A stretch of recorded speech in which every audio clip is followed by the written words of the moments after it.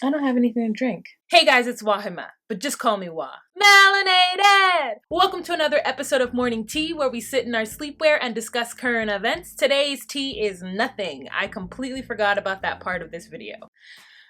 Alright, so I just wanted to come to you guys and talk about a couple things that's been happening in our society recently, and by our society, I mean US society. Unfortunately, I don't have any international news today. But let's start with something very sad, and I'm going to be singing it throughout the entire video. Instead of saying, here's the tea, I'll just do like a little song. So, Aretha Franklin is gravely ill, and I'm just so sad. I'm not ready for someone else to pass away. Like, I'm still hurt from Prince, you know, like Michael Jackson is still hurting me, like I'm still hurt. And so Aretha Franklin is such a big part of like my musical history. Like she's somebody who I sing at karaoke, and like I just am so sad that she will no longer grace us on this earth. And you know, she makes me feel like a natural woman, and I am just really like kind of sad about it. I read an article saying that people are visiting her, like Stevie Wonder and other people who she's worked with and know her, just to say their final goodbyes. And it just like, you know, she's 76 years old, and I think it's cancer. Think about what you're trying to do to me. Hey, now think. Let your mind go, let yourself be free. The white nationalists, you remember that tiki torch party they had last year? Well, recently it was the anniversary of that event, and they decided they were going to get together again and have a protest. And it turns out that because of that, counter-protesters came to Washington, D.C. in order to protest that protest. And there were more counter-protesters, like way more counter-protesters than the actual white nationalists. I think I read that like 40 people showed up, like very little white nationalists showed up. And it actually makes me happy that there are people out there who are like thinking before they make these rash decisions. Like, I know people are feeling disenfranchised, but like getting together and rallying in the way of the KKK is not the way to do it. Let's go back, let's go way back when. So next topic we're going to talk about is Omarosa. Now I know that in general, a lot of black people find that Omarosa is to be canceled. I'm someone who has not canceled her, you know what I mean? Like she's not an R. Kelly. I've canceled R. Kelly, and I don't feel like Omarosa is in the same league as R. Kelly. So Omarosa got fired from the White House. And then she went on Big Brother and told everybody on Big Brother that the White House was this crazy place, and that Donald Trump is not fit to be president, and that he's insane, and that it's like lunacy in there, right? So that was the first little glimpse of Omarosa talking about White House business. And then now, Mama has written a book called Unhinged, where she tells all about different stuff that happens in the White House, and she has got the White House shooketh. Because she has come out with tapes. She came out with tapes about her conversation with the president after General Kelly fired her, okay? So the tapes prove that Donald Trump, in his own words, says that he had no idea that she was going to be fired, that he's not in love with the fact that she was fired, and that, you know, General Kelly and them have a big operation and a lot of things happen that he's not aware of.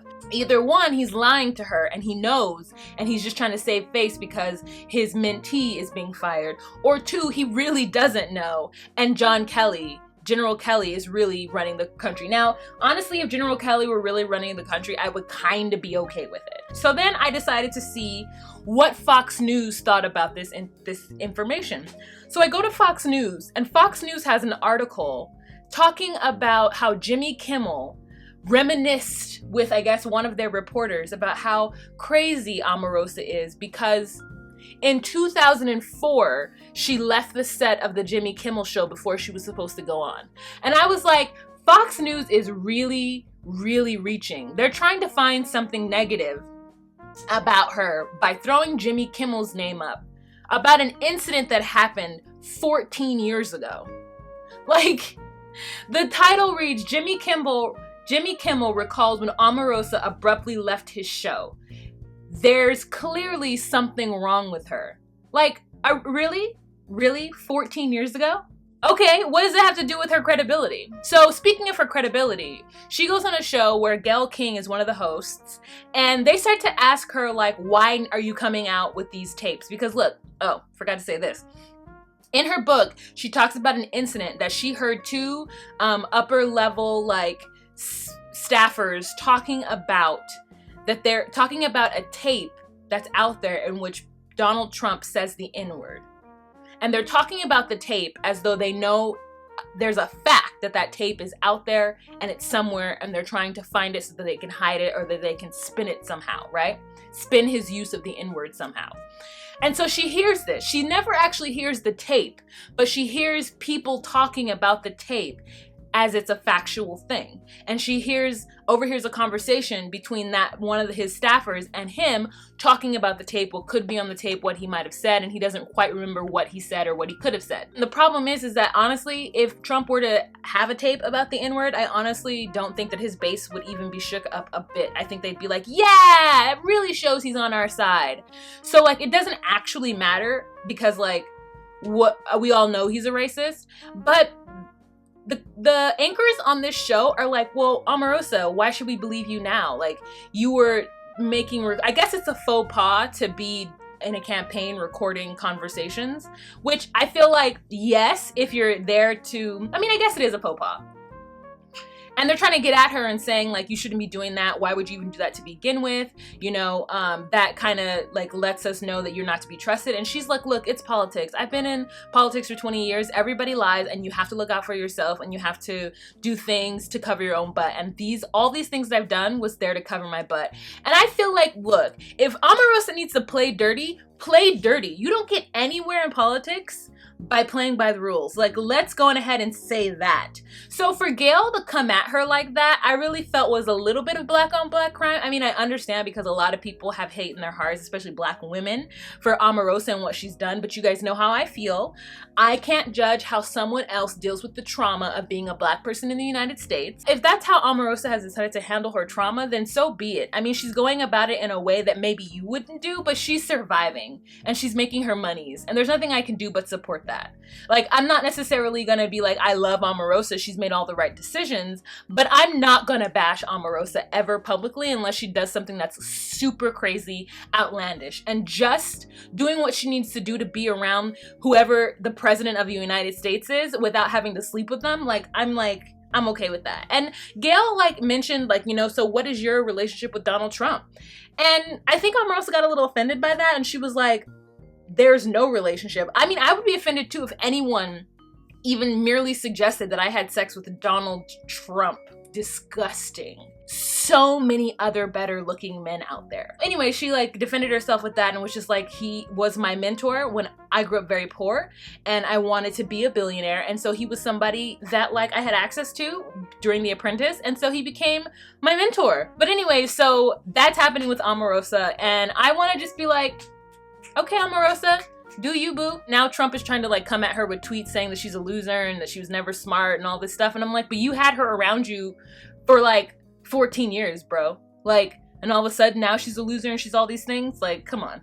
Come on. She was just your homegirl, you know, 5 months ago. Looking out on a morning rain, I used to feel so uninspired. Let's talk about Azealia Banks. Azealia Banks is a nutball. Like, I want to support this black woman, this dark-skinned black woman who is clearly going through it. But sometimes I'm just like, sis, you don't have to do all this to stay relevant.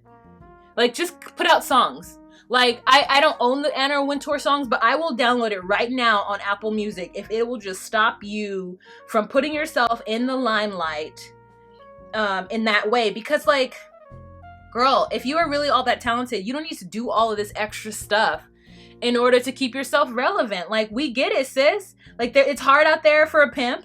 You know what I'm saying? You're trying to live your life, and the Beyoncés and the Sierras and the Iggy Azaleas and all these other people are like swooping in and stealing your glory.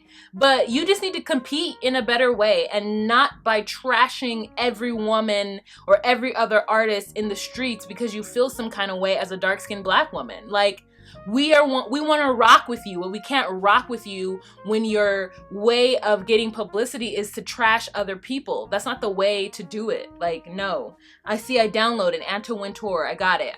We're gonna listen to it. She gonna say like that Beyonce like stole choreography and that she's not talented. Like, listen, I'm not the hugest Beyonce stan, but I give props where props is due. And Bey is a badass B, okay? Stop it, Azealia. Stop it. There is a rose in Spanish Harlem. That's not my favorite song, but you know, that's the one that came to mind. I said a little prayer for you. A couple weeks ago, Trump met with Putin in Helsinki, and they had some kind of talks. They talked about, I think what is happening is that Trump wants to get Europe to take gas or natural gas, like purchase it from the US to help bring revenue into the US for natural gas as opposed to wherever else they're getting it. They had a whole conversation, and then afterwards there was a press conference. And during that press conference, there were some questions asked of Trump, and Trump just like completely, I mean, just so unpresidentially. And I guess like if you are somebody who is excited about the fact that Trump is shaking up the White House and this doesn't bother you, and as somebody who isn't like a super patriot, like only when I leave the country am I like, I'm American. Like when I sit here right now, I'm just like, yeah, I'm American, like whatever.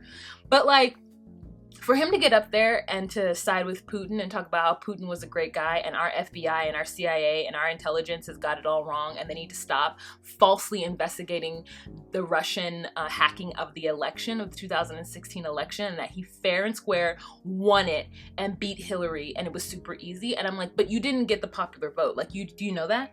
Like, whenever Trump says that he beat Hillary easily, I think to myself, do you not know the difference between the popular vote and the electoral college? Like, the electoral college is stupid. And this is the second time that a Democrat has lost from the electoral college but has won the popular vote. So that is not winning easily. That's winning by a technicality.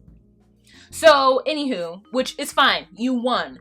But to then talk about how our intelligence agency is foolish and America is foolish and wasting time going into looking into Russia hacking Facebook when we know that Russia hacked Facebook. Like, we know that. It's not a secret. Did Putin know that he had some citizens who were hacking us? Yes, he did.